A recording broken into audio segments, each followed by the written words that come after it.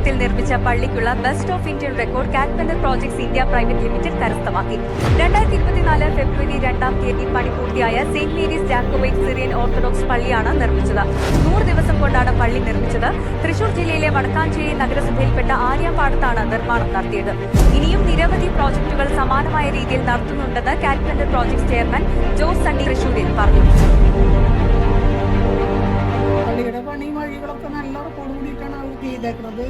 അല്ല, സാധാരണ ഇപ്പൊ ഇന്ത്യയിലത്തെ ഒരു കൺസ്ട്രക്ഷൻ അനുസരിച്ച് അത്യാവശ്യം നല്ല സ്പീഡിലാണ്. രാത്രിയും പകലും എന്നുള്ള പറഞ്ഞ പോലെ പണി നടക്കുന്നുണ്ട്.